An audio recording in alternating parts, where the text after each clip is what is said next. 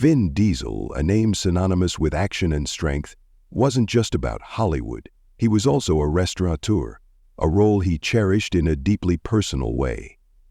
He quietly slipped into Torx, his high-end yet welcoming restaurant nestled in the heart of Los Angeles.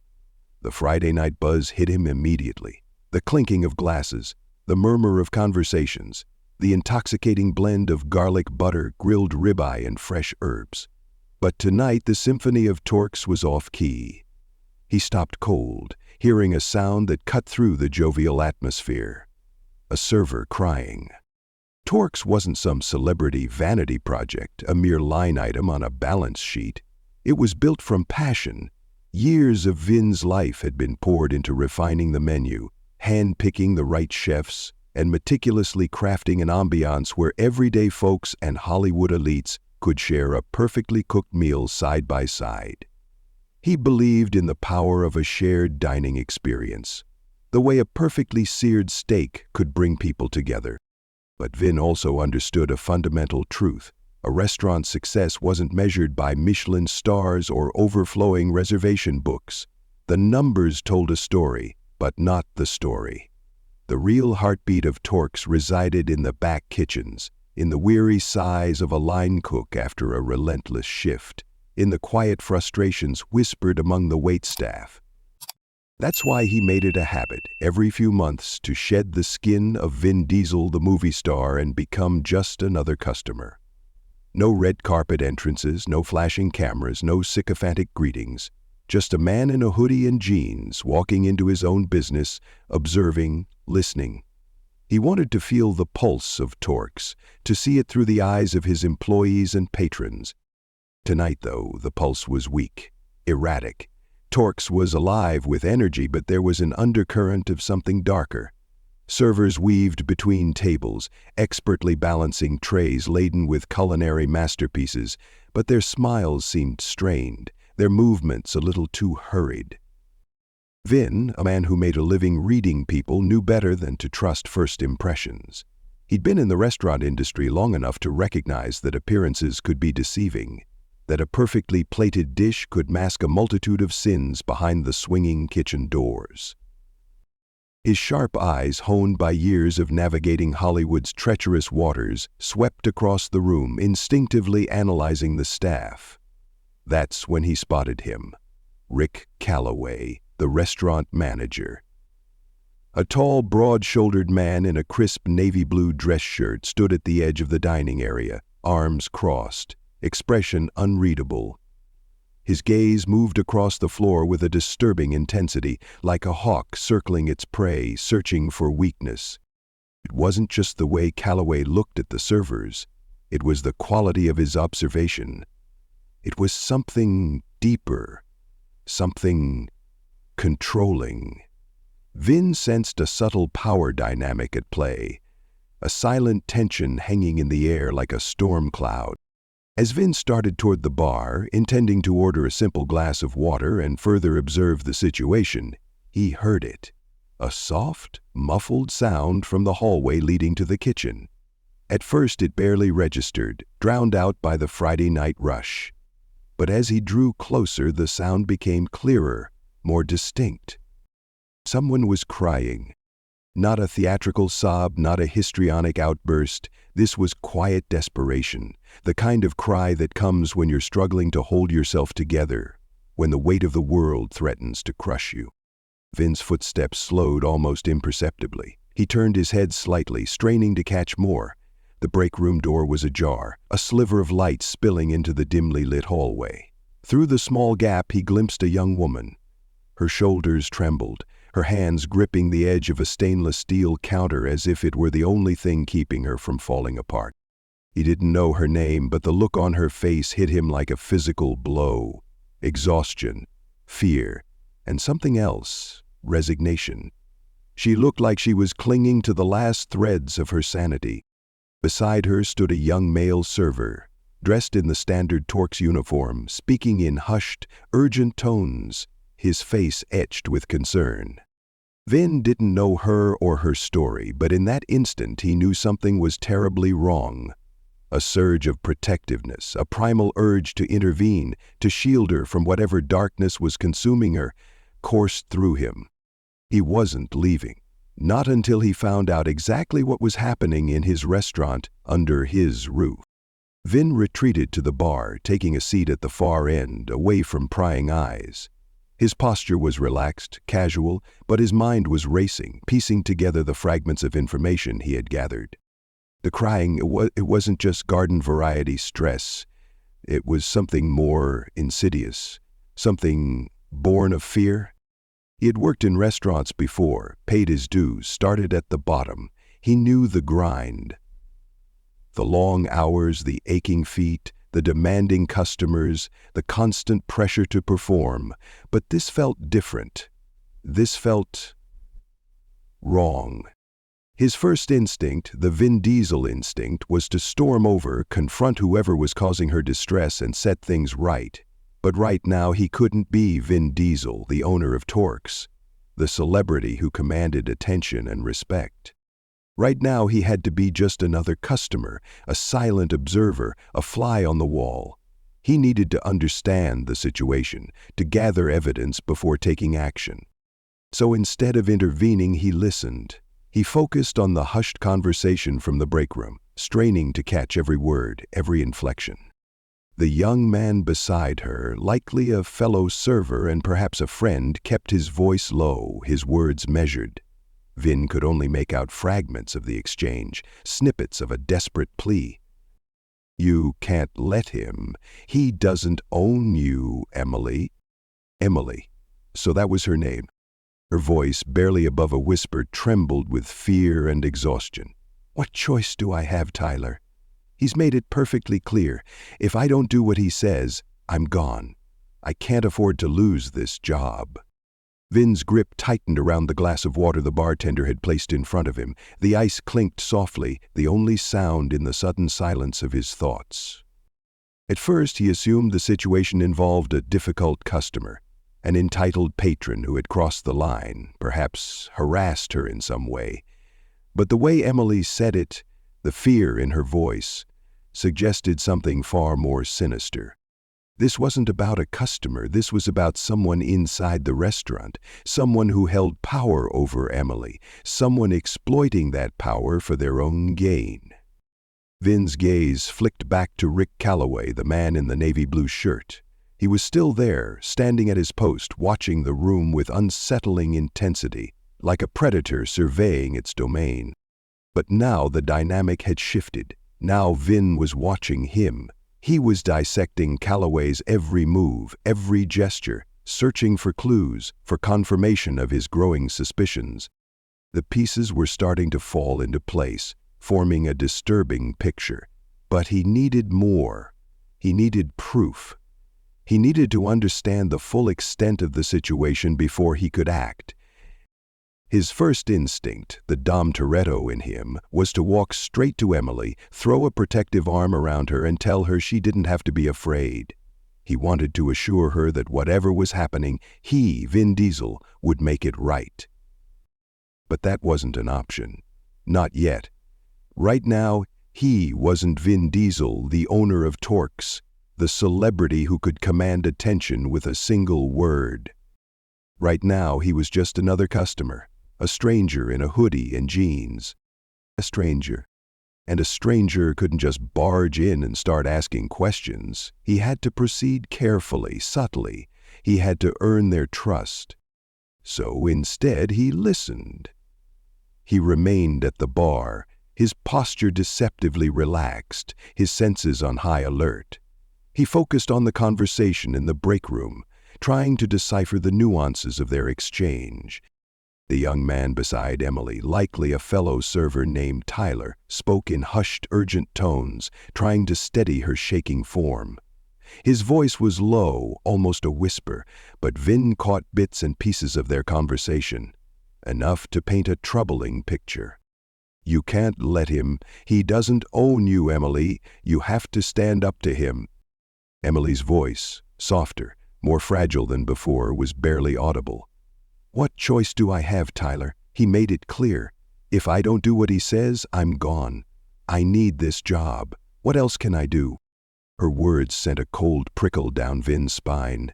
He knew that feeling, that sense of being trapped, of having no options. It was a feeling he had fought hard to escape in his own life, and the thought of someone preying on that vulnerability ignited a fire within him.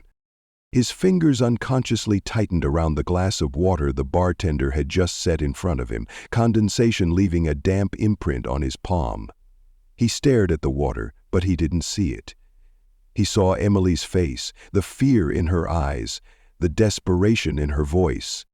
At first he assumed the situation involved a difficult customer, an entitled diner who had crossed the line, perhaps made inappropriate advances toward Emily. Maybe she was dealing with the fallout from a particularly unpleasant encounter. But the way she said it, the way Tyler said it, it wasn't about a customer. It was about someone inside the restaurant, someone who wielded power, someone using that power to manipulate and control.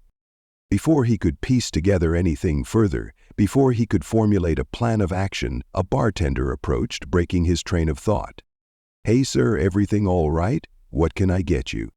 Vin turned toward the bartender, forcing an easy, casual smile, the kind he used to deflect unwanted attention.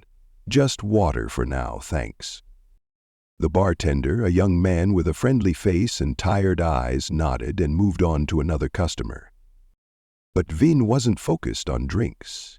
He wasn't interested in the expertly crafted cocktails or the extensive wine list. His mind was elsewhere, consumed by the situation unfolding in the break room.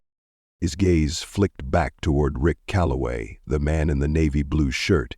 He was still standing near the dining area, arms crossed, his expression unreadable.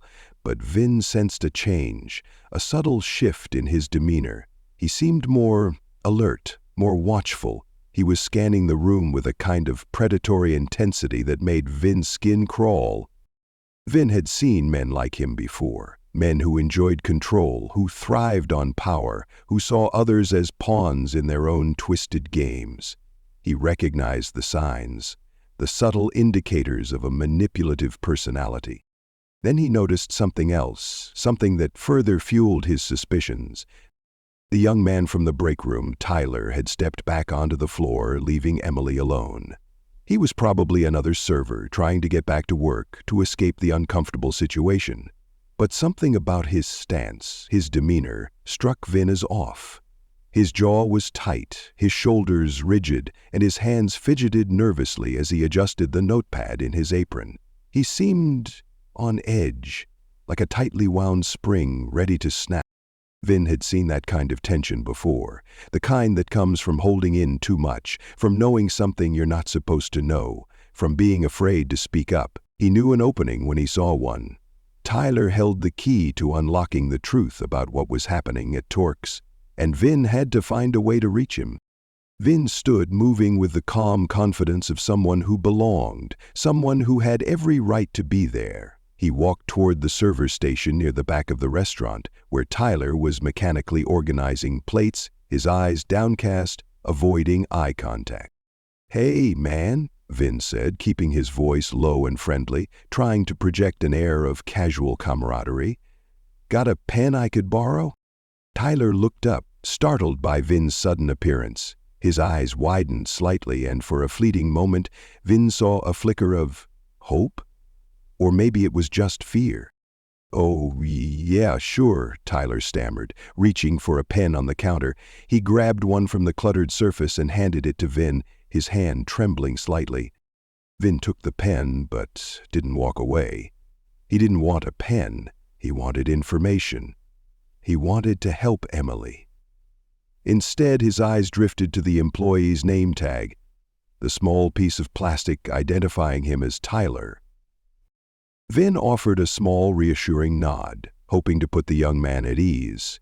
Then he lowered his voice even further, speaking in a conspiratorial whisper.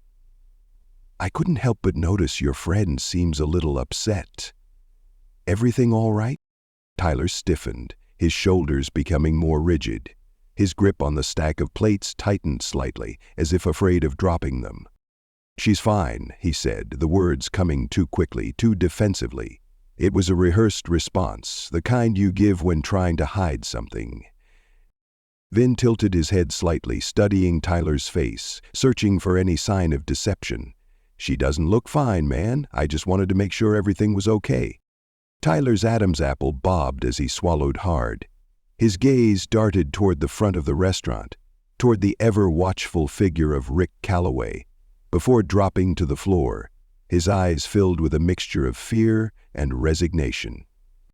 That reaction, that fleeting glance, told Vin everything he needed to know. Tyler wasn't just nervous, he was terrified.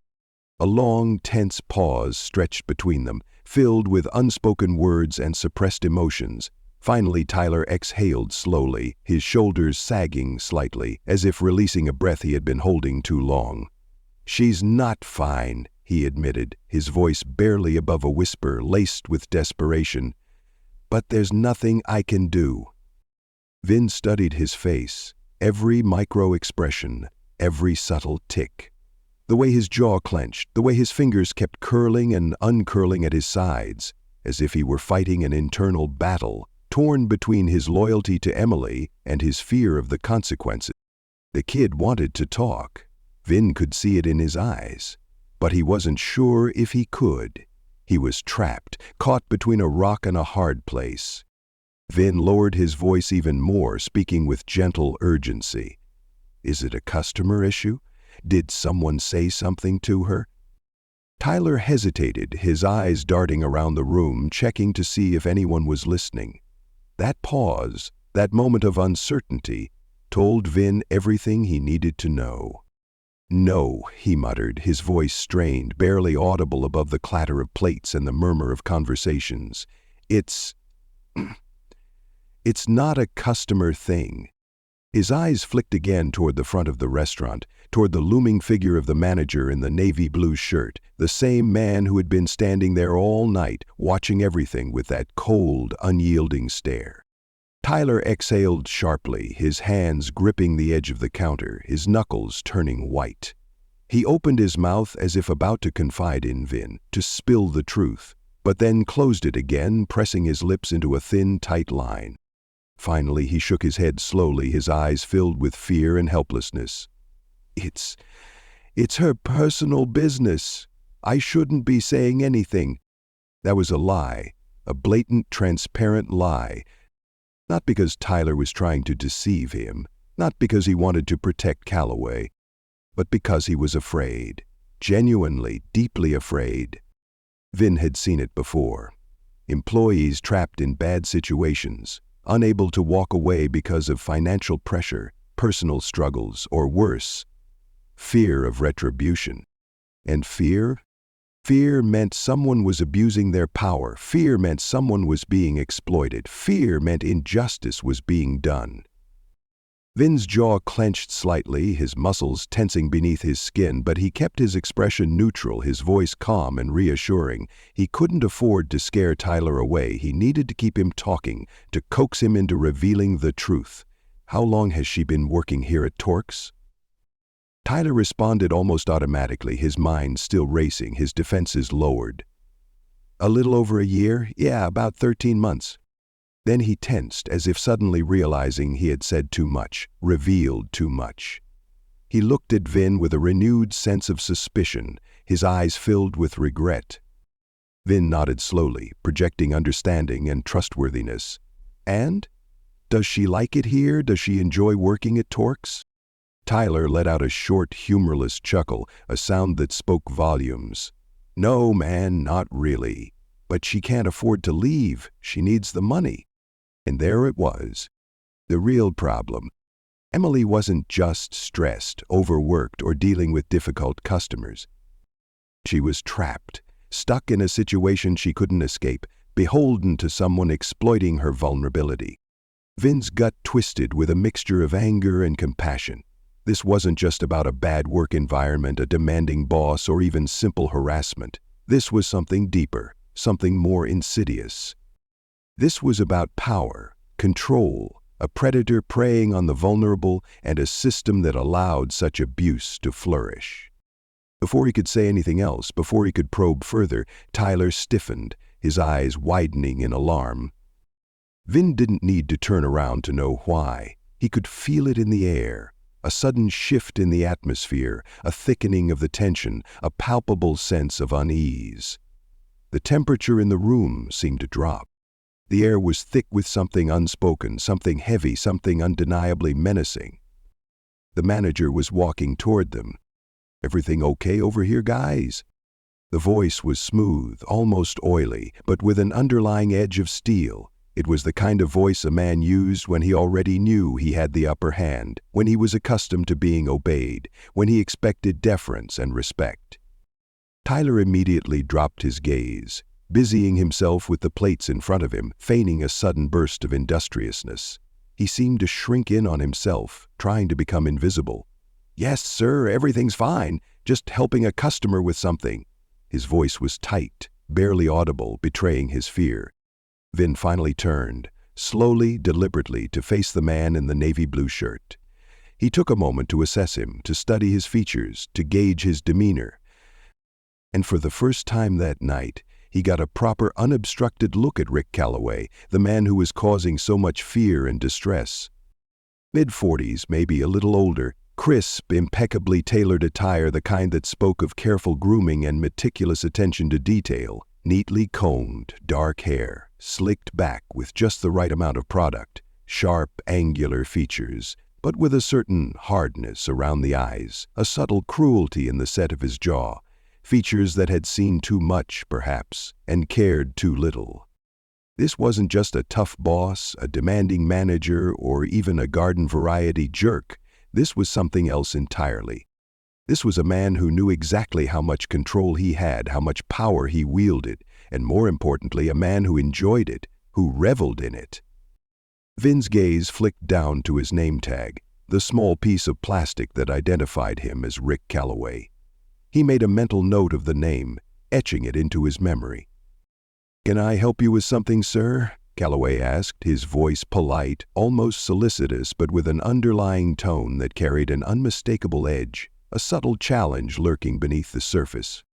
Vin smiled casually, the kind of disarming smile he used to put people at ease, the kind that masked his true intentions. He kept his voice even, controlled, projecting an air of nonchalant confidence. "Just getting a pen. Tyler here was kind enough to help me out. I needed to jot something down." Callaway didn't break eye contact. He didn't even glance at Tyler, didn't acknowledge his presence in any way. Instead, he kept his focus fixed on Vin, his eyes narrowing slightly, his gaze intense and unwavering. "Good," he said, his voice still smooth, still polite, but with that underlying edge of steel now more pronounced. He reached out and clapped Tyler on the shoulder, a gesture that seemed almost performative, just a little too firm, a little too possessive. "Let's stay focused on work, Tyler.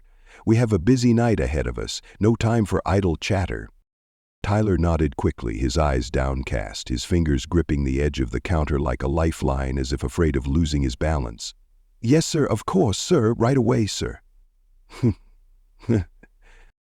Vin felt his jaw tighten, his muscles coiling with barely suppressed anger.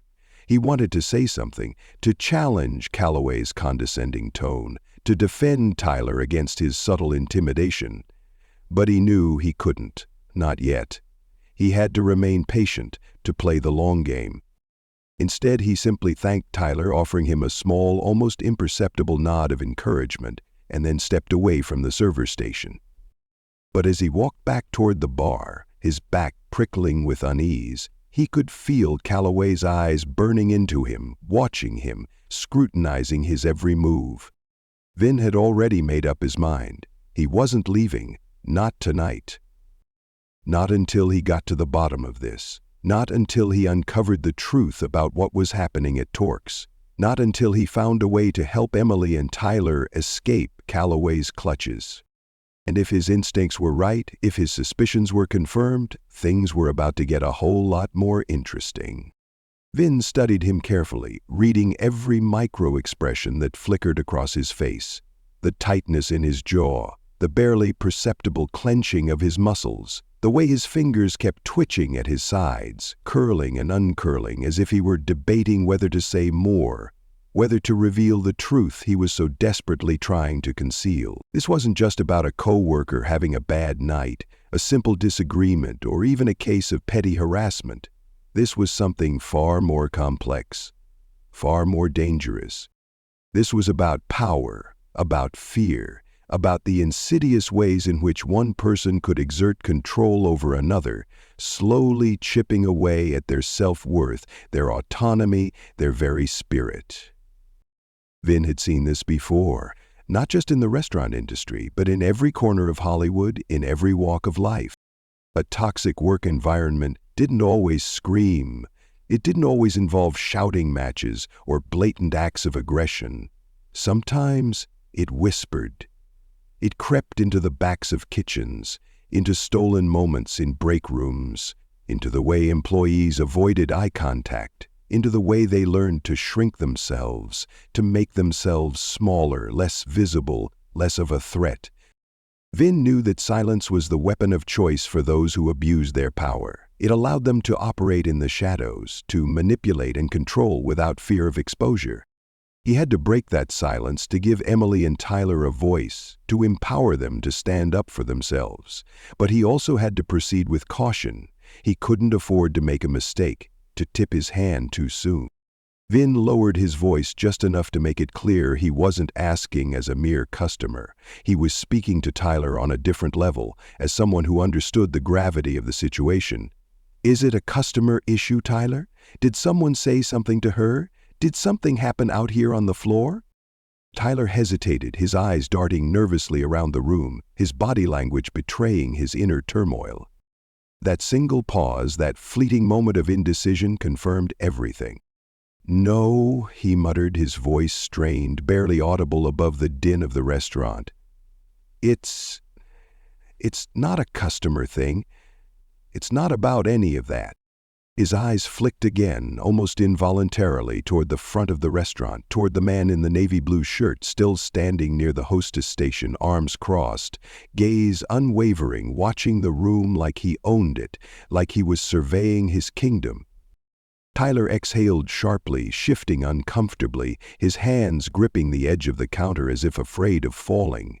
He shook his head slowly, his eyes filled with a mixture of fear, resignation, and helplessness. It's her personal business, man. It's something between her and someone else. I shouldn't be talking about this. I've already said too much."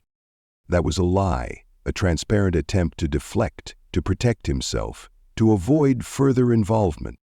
Not because Tyler wanted to mislead Vin, not because he was trying to shield Callaway from scrutiny, but because he was afraid, genuinely deeply afraid of the consequences of speaking out, of defying Callaway's authority, of risking his own livelihood.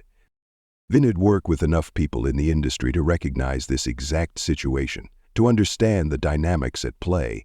A young employee, struggling to make ends meet, afraid to speak up for fear of losing their job. A boss who ruled through intimidation, who thrived on control, who used subtle threats and veiled promises to keep his employees in line. A workplace that functioned on silence, where fear was the currency and obedience the only path to survival. He leaned in slightly, keeping his posture casual, his voice low and conspiratorial. He wanted to reassure Tyler, to let him know he wasn't alone, that someone was listening. "How long has she been working here, Tyler? How long has she been putting up with this?" Tyler's response was automatic, almost robotic, as if reciting a pre-programmed answer. "A little over a year, about 13 months, I think, since last January." Then realization hit him like a jolt of electricity. He tensed visibly, his eyes widening, fingers tightening around his apron, as if he had suddenly realized he'd betrayed himself, revealed too much, crossed a line he couldn't uncross. Vin nodded slowly, watching him intently, his eyes narrowed, his mind racing. He needed to tread carefully to avoid spooking Tyler, to keep him talking. "And? Does she like it here, Tyler? Does she enjoy working at Torx? Is it a good place to work, in your honest opinion?" A short, humorless chuckle escaped Tyler's lips, devoid of any real amusement. a sound that spoke volumes about the reality of the situation. "No, man, not really. It's a job, it pays the bills. But she can't afford to leave. She's got rent to pay, bills to take care of. She needs the money, we all do." And there it was. The unvarnished truth. Emily wasn't just stressed overworked or dealing with difficult customers. She wasn't just unhappy in her job. She was trapped, stuck in a situation she couldn't escape, beholden to someone exploiting her vulnerability, someone holding her financial security hostage, someone making her life a living hell. Vin's gut twisted with a mixture of anger, disgust, and a profound sense of injustice. This wasn't just about a bad work environment, about a demanding boss, or even about simple harassment. This was something deeper, something more insidious, something far more sinister. This was about power, about control, about a predator preying on the vulnerable, about a system that allowed such abuse to flourish, about the silence that protected the guilty and condemned the innocent. Before Vin could press further, before he could offer Tyler any words of comfort or encouragement, before he could formulate a plan to help Emily, Tyler stiffened again, his eyes widening in alarm, his body going rigid with fear. Vin didn't need to turn around to know why. He could feel it in the air, a sudden and unmistakable shift in the atmosphere, a thickening of the tension, a palpable sense of dread. The air shifted, thick, unspoken. The predator had entered the room. "Everything okay over here, gentlemen?" The voice was smooth, almost velvety, but with an underlying edge of steel, a subtle hint of menace that sent a shiver down Vin's spine.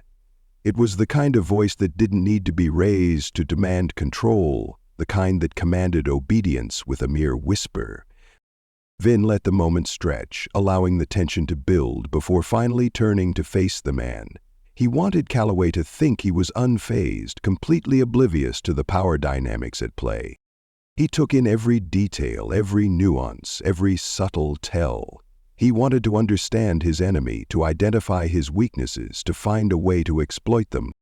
Mid-40s, crisp, meticulously pressed shirt, almost too perfect, neatly combed hair, slicked back with a suspicious amount of product, a sharp jawline but with no warmth behind it, no kindness or compassion, cold, calculating eyes, utterly devoid of empathy. This wasn't just a tough boss, a demanding manager, or even a garden-variety jerk. This was a man who thrived on control, who relished the power he held over others, who derived pleasure from their fear. Vin's eyes dropped to his name tag, the small piece of plastic identifying him as Rick Callaway. He read the name slowly, deliberately, committing it to memory. "Can I help you with something, sir?" Callaway asked, his voice still polite, almost solicitous, but with a sharper edge now, more threatening. Vin kept his expression calm, his voice even, projecting casual indifference. "Just getting a pen, Rick. Tyler here was kind enough to help me out. I needed to jot down a quick note." Callaway didn't blink. He didn't glance at Tyler, didn't acknowledge him in any way. Instead, he clapped a firm hand on the younger man's shoulder, a gesture that seemed almost possessive, a little too forceful, a subtle display of dominance. "Good.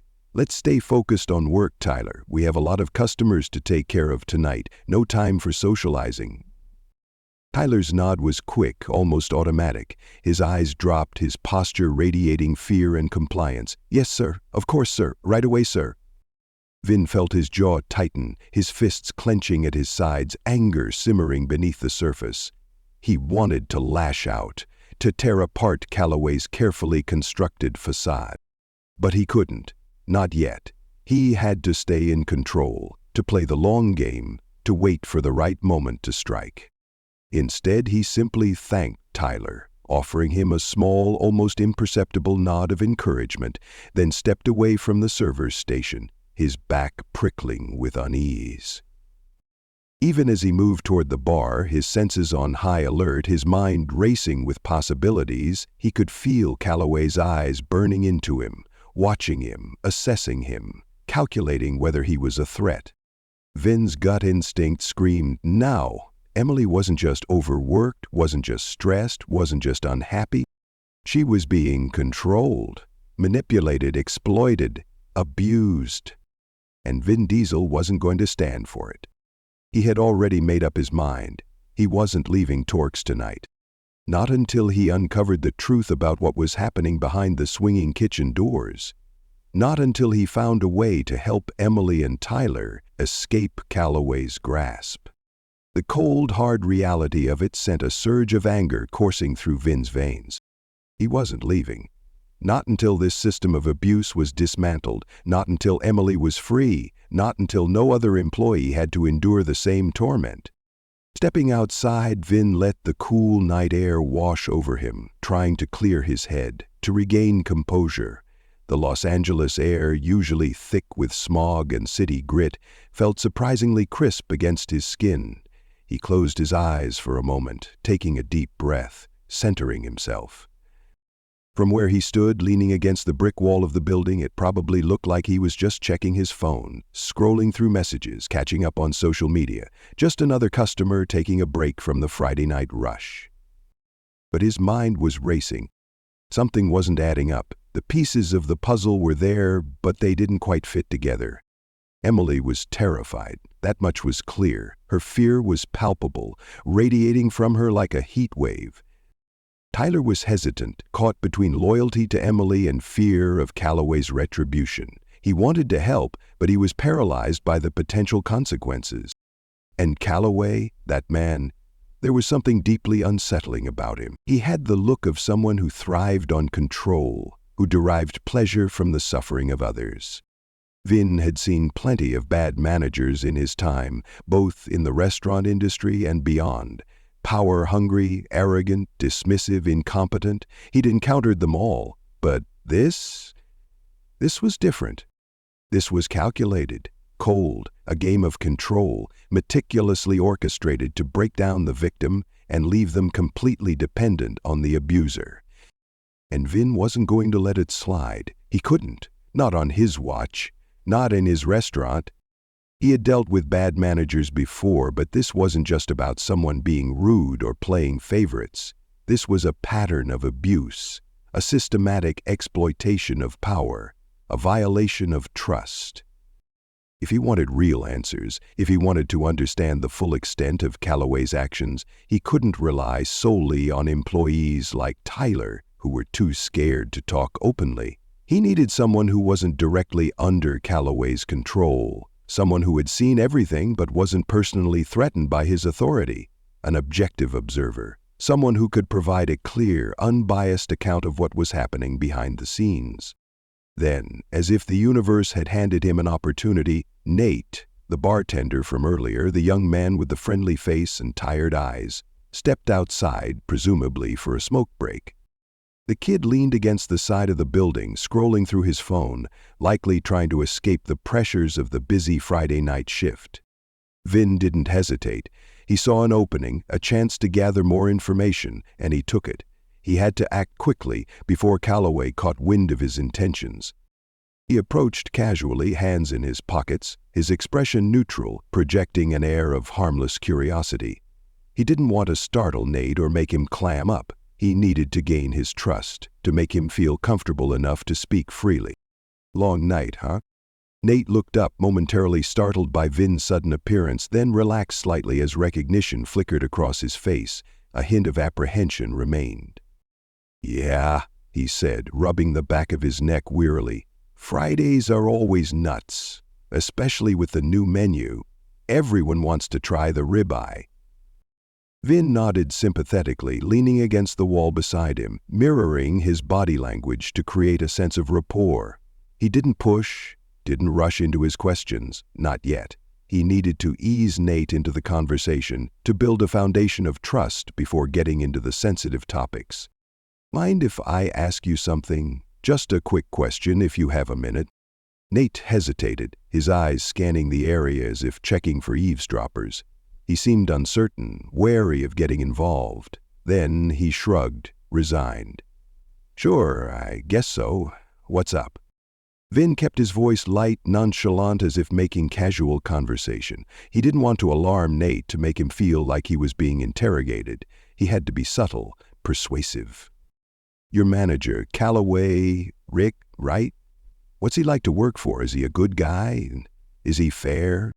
Then it happened. A flicker, brief, almost imperceptible, but unmistakable. Nate's easy posture stiffened slightly, his shoulders went rigid, his jaw tightened, for just a second before he forced his face into a mask of neutrality. It was subtle, but Vin caught it. He recognized the signs of discomfort, the telltale indicators of someone who was hiding something. "He's, strict," Nate said carefully, choosing his words like a man stepping around landmines, afraid of triggering an explosion. "He likes things done a certain way. He's a stickler for the rules." It was a measured response, a carefully crafted answer designed to reveal as little as possible, the kind of response given when someone was trying to avoid saying anything negative, when they were afraid of getting into trouble. A clear indication that there was more to the story, that Nate was holding back. Vin tilted his head slightly, watching him intently, his mind racing. He needed to find a way to break through Nate's defenses, to get him to open up, to reveal the truth about Callaway. Is that normal for managers, in your experience? Is he just a tough boss? Or is there something else going on? Nate exhaled slowly, shifting uncomfortably, scanning the area again, checking to see if anyone was listening. He seemed torn, caught between his loyalty to his colleagues and his fear of Callaway's wrath. Then, he lowered his voice, leaning in closer to Vin as if sharing a secret. "Look, man, I don't want to get into trouble, okay? I need this job. But he's not just strict. Nate hesitated, struggling to find the right words, wrestling with his conscience, torn between his desire to help and his fear of the consequences. Then, finally, in a voice barely above a whisper, he said something that made Vin's stomach turn. Something that confirmed his worst suspicions. Something that solidified his resolve to take action. And makes Emily stay late, alone, almost every night. Vin's muscles tensed, his hands clenching into fists at his sides, anger threatening to erupt, but he forced himself to remain calm, to control his emotions. He needed to hear more. "She's the only one he makes stay late?" Nate nodded, his eyes filled with a mixture of fear and guilt. "Yeah, as far as I know, and he's always talking to her like she owes him something, like she's done something wrong. I've seen it, man. The way she tenses up when he calls her into his office, the way she avoids eye contact with him. It's not normal. It's not right." Vin's fingers tightened into fists, his nails pressing into his palms. He had seen this before, in different places, in different forms. A manager preying on vulnerable employees, targeting those who needed their jobs the most, the ones least likely to speak out. A man who used intimidation and veiled threats to ensure his victims felt trapped, believing they had no way out. Has Emily ever said anything about it? Has she complained about the way Callaway treats her? Nate shook his head slowly, his eyes shadowed with sadness and resignation. "No, man, she never says anything. She's too scared. But she doesn't have to. We all see it. We all know what's going on." Vin exhaled, forcing himself to stay calm, to channel his anger into something productive. This wasn't just about a toxic boss, a harsh work environment, or a few isolated incidents. This was about power, about abuse, about a systematic exploitation of the vulnerable. And that changed everything. Vin straightened, clapping Nate lightly on the shoulder, offering him a small but appreciative nod. "Thanks for telling me, man. You've been a big help." Nate managed a half-smile, but unease lingered in his expression, the fear of having said too much still evident. Vin understood. People like Callaway thrived on making others feel powerless, untouchable, above the law. But they weren't. They were just bullies. And it was time someone reminded him of that. Vin turned back toward the restaurant, his course of action clear. He wasn't waiting any longer. He couldn't. Emily was still inside, caught in Callaway's grasp, and she wasn't going to face it alone. The dinner rush had faded, leaving the restaurant in a quieter hum. Fewer patrons meant fewer witnesses, but it also meant Callaway's watchful gaze would be sharper than ever. Vin ignored the bar, the enticing aromas from the kitchen, and moved with purpose. He went straight to Emily. She was mid-sentence with a customer, her voice professional but empty. Her hands moved with practiced ease, but her eyes were distant, lost somewhere beyond the clatter of dishes and the murmur of conversation. As Vin approached, she stiffened. A small, almost imperceptible shift. It was the kind of reaction that spoke of someone used to anticipating trouble, someone conditioned to fear disruptions. "Excuse me," Vin said, his voice just loud enough for the customer to hear but measured to avoid creating a scene. "I need to speak with you for a moment, Emily." She blinked, momentarily confused. I'm with a customer, sir," she stammered, her eyes flicking nervously toward Callaway. The customer, a woman with an air of entitlement, frowned. "She's helping me right now. Can't this wait?" Vin didn't look away from Emily. His eyes held quiet strength, a silent promise of support. "It's important," he said, firm but gentle. And Emily knew. She recognized sincerity, she recognized resolve. With a quiet sigh, she turned to the customer. "I'm so sorry," she murmured. "I'll be right back." Across the restaurant, Vin saw Callaway notice the exchange. His back stiffened, his eyes narrowed, and his hand curled slightly into a fist. He didn't like the disruption, didn't like the shift in control. Emily led Vin a few steps away, her hands fidgeting with the hem of her apron. What can I help you with, sir?" she asked, her voice barely a whisper. Vin took a slow, steady breath. "I know what's happening, Emily," he said, his voice low and reassuring. "You don't have to say anything. I just need you to know you're not alone." The words hung in the air, heavy with unspoken meaning. Emily flinched as if struck. For a moment her carefully composed mask cracked, and it looked as though she might break down. But then she recovered, shaking her head and forcing a brittle smile. "I don't know what you mean, sir. Everything's fine." Vin wasn't buying it. "Callaway, the late shifts, the way he treats you. I know it's not okay, Emily."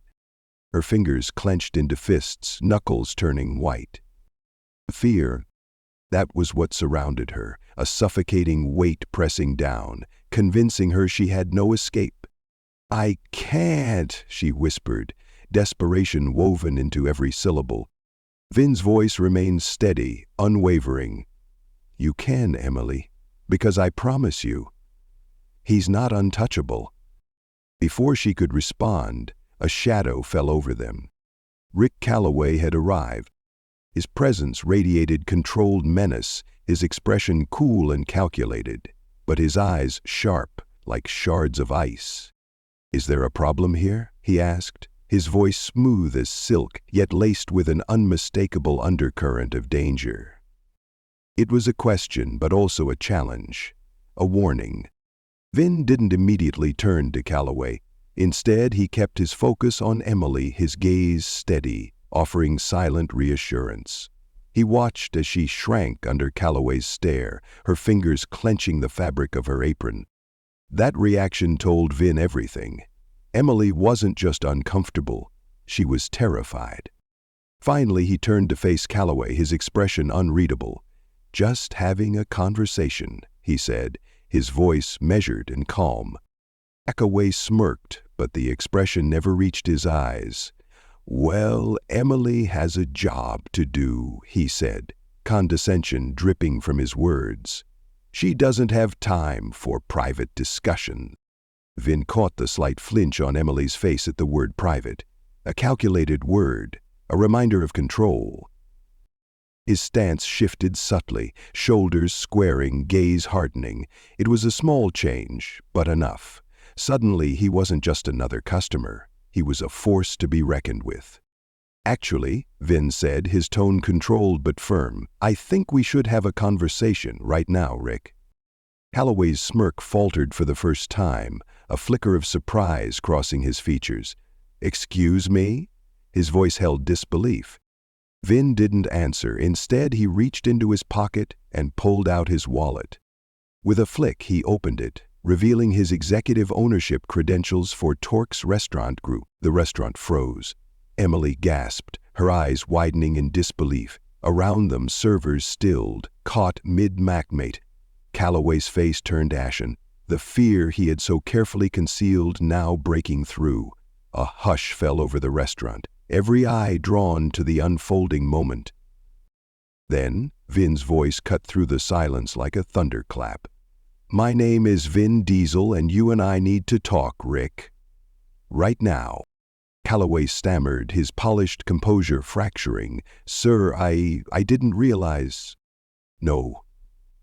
You didn't," Vin cut him off, his voice sharp as steel. "And that's the problem, isn't it? You thought you could operate unchecked, that you were beyond accountability. You thought you could get away with anything." The weight of those words hung heavy in the air, thick with accusation and judgment. Vin turned slightly, his gaze softening as he met Emily's stunned expression. She stood frozen, her eyes wide, disbelief flickering alongside something fragile. Hope. "You're safe now, Emily," he said, his voice gentle yet firm. "You don't have to be afraid anymore. I promise you, this is over." She stared at him, still processing, her lips parting slightly as a shaky breath escaped. Then, slowly, almost hesitantly, she squared her shoulders, lifted her chin, a quiet act of defiance against the years of fear. Callaway's discomfort was palpable. His fingers twitched at his sides, his eyes darting between Vin and the stunned restaurant staff, searching for an escape, for some way to reclaim control. "Sir, I assure you, there's been a misunderstanding," he stammered, desperation creeping into his voice.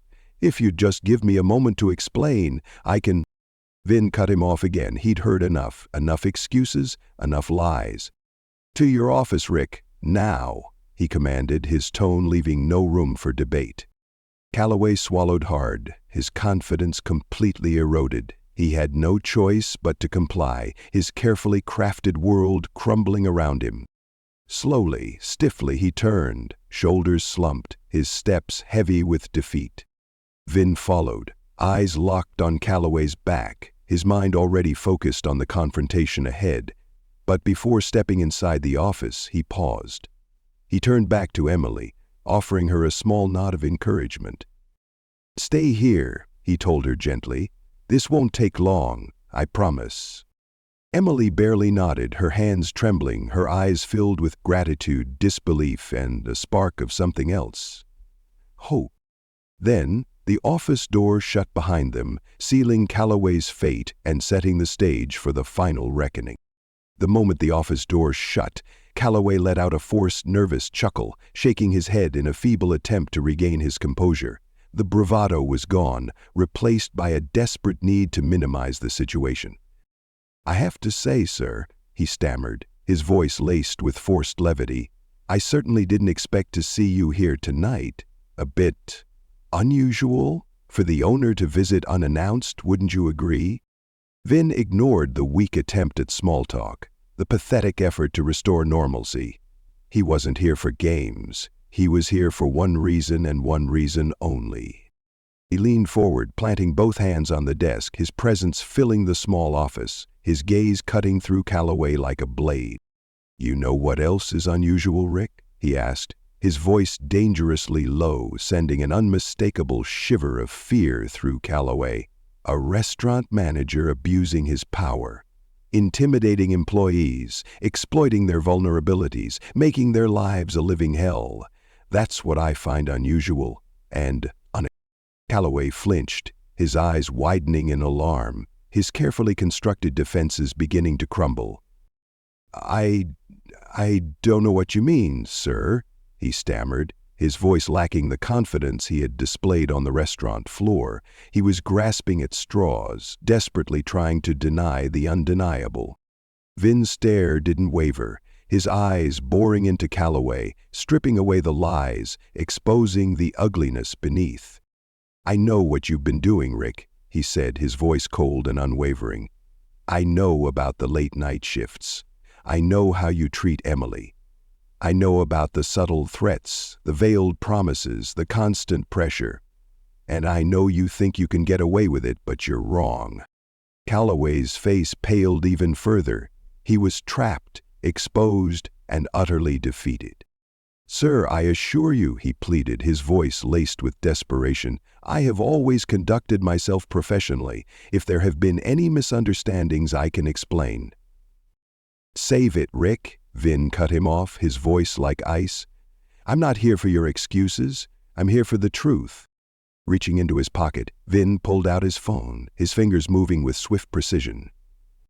With a single tap, he activated a recording, the sound filling the small office with the echoes of Emily's fear and Tyler's courage.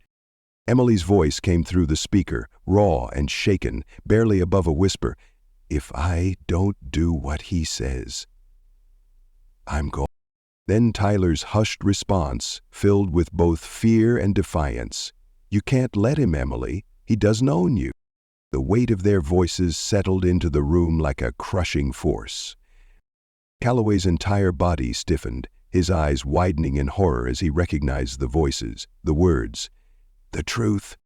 The color drained completely from his face, leaving him looking ghostly, his lips slightly parted but unable to form words.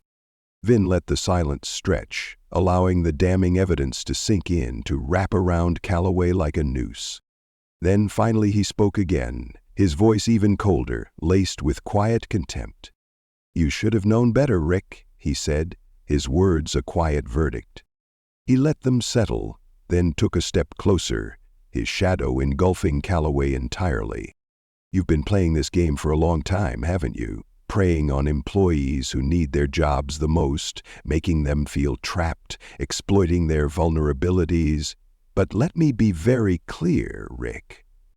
Vin's voice dropped to a whisper, so soft that Callaway had to strain to hear it. "You just ran out of time." Callaway's hands trembled uncontrollably, his carefully manicured nails digging into his palms. He was a broken man, his carefully constructed world collapsing around him. "Please," he stammered, his voice choked with desperation. I can explain. It's not what you think. Give me another chance, sir. I can make things right, I promise." "No, you can't, Rick," Vin said, his voice cold and final, leaving no room for appeal. "You had your chance. You abused your power. You betrayed the trust of your employees, and now you're going to pay the price." Reaching into his pocket, Vin pulled out his phone again, his fingers moving with swift precision. This time, he wasn't playing a recording, he was dialing a number. He held the phone to his ear, listening to the dial tone, his eyes fixed on Callaway, who was now slumped in his chair, his face buried in his hands, his body shaking with silent sobs. "Hello," Vin said, his voice calm and professional. "This is Vin Diesel. I need to speak to someone in corporate HR, immediately. Yes, it's urgent. I have a situation that requires immediate attention." He paused, listening intently, his gaze never wavering from Callaway. "Yes, that's correct. Rick Callaway, the manager at Torx. I'm terminating his employment, effective immediately, and I'm recommending that he be blacklisted from ever working in the restaurant industry again." Another pause.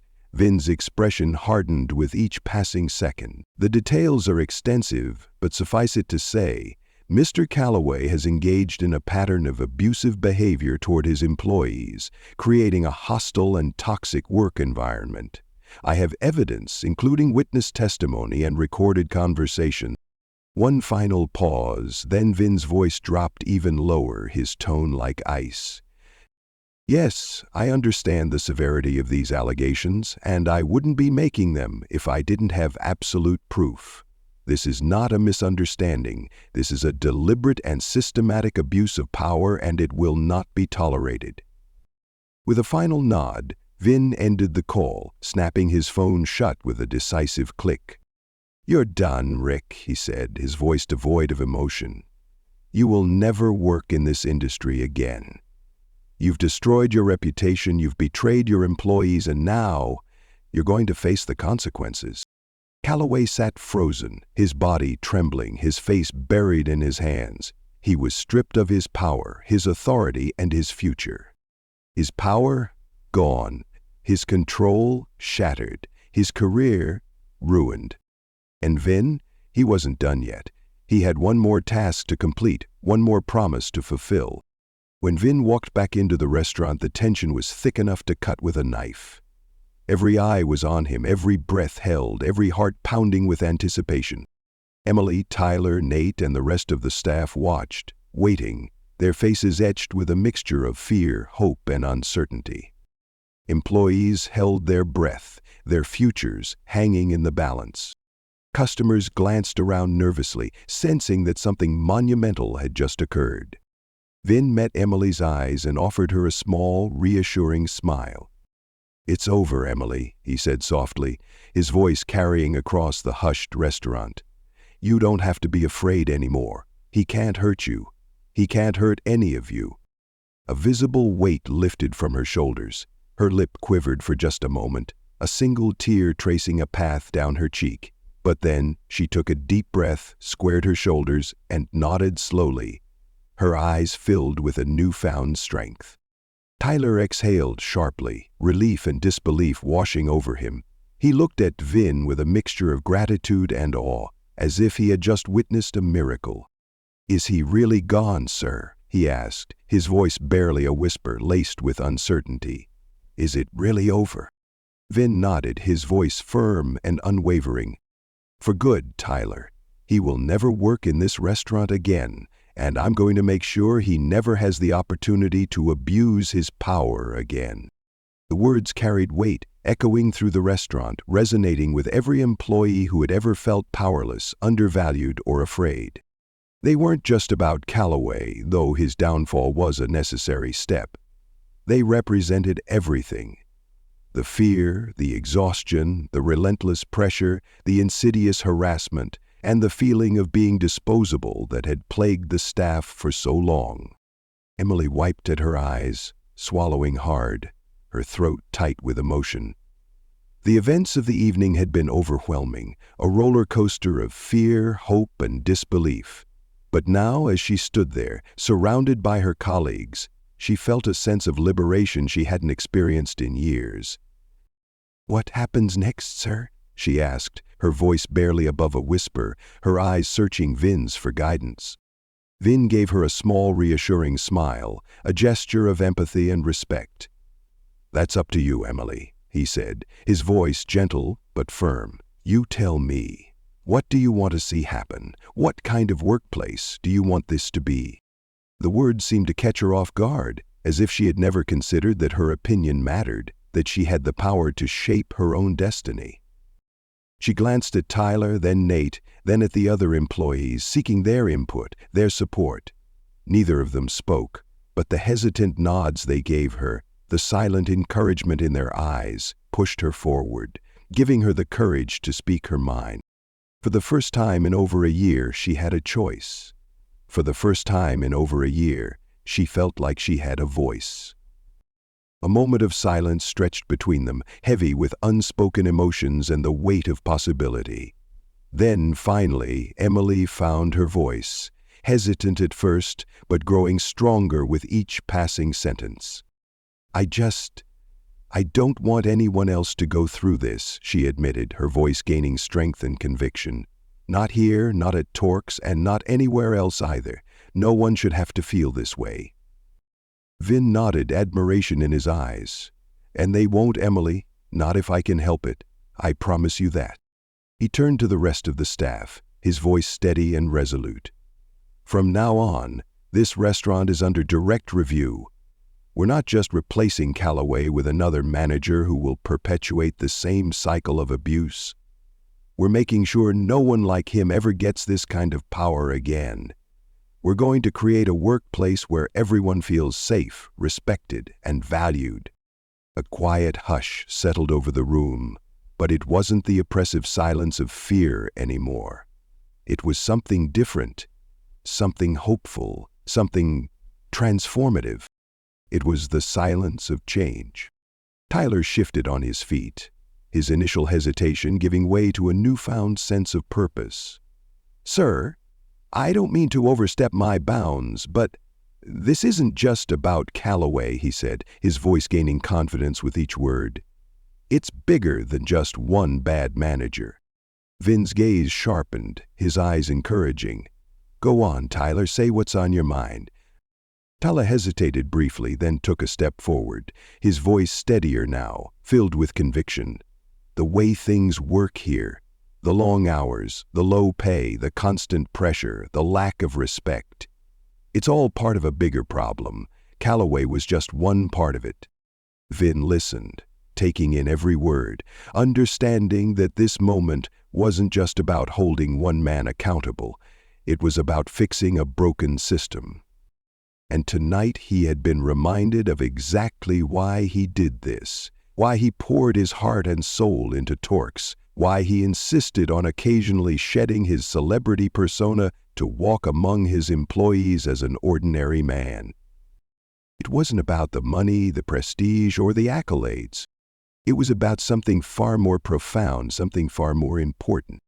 It was about people, about creating a space where everyone felt valued, respected, and empowered to reach their full potential, about fostering a culture of trust, transparency, and mutual support. Too often, those in power turned a blind eye to the suffering of those beneath them. They became consumed by profit margins, efficiency ratings, and bottom lines, losing sight of the human element, the very essence of what made their businesses thrive. They saw employees as mere numbers on a spreadsheet, as cogs in a machine, as disposable resources to be exploited and discarded, not as human beings with dreams, aspirations, and inherent worth, not as individuals with families, struggles, and stories to tell. But leadership wasn't about control, about wielding authority, or about maximizing profits at any cost. It was about something far more noble, far more demanding.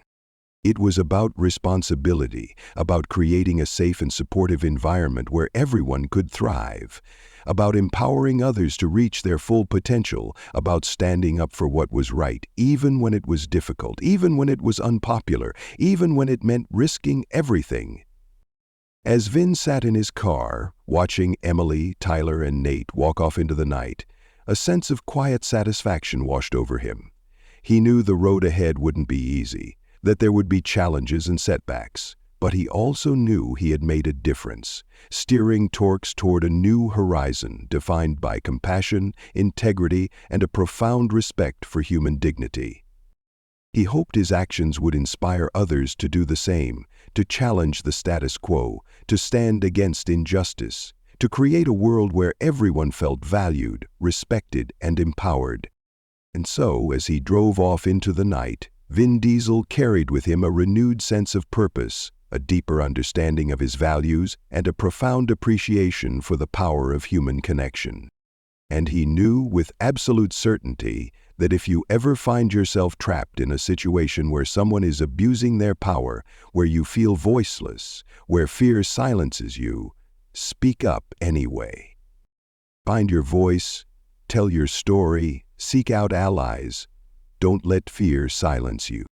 And if you see someone else struggling, if you witness injustice, if you see someone being mistreated, don't stay silent.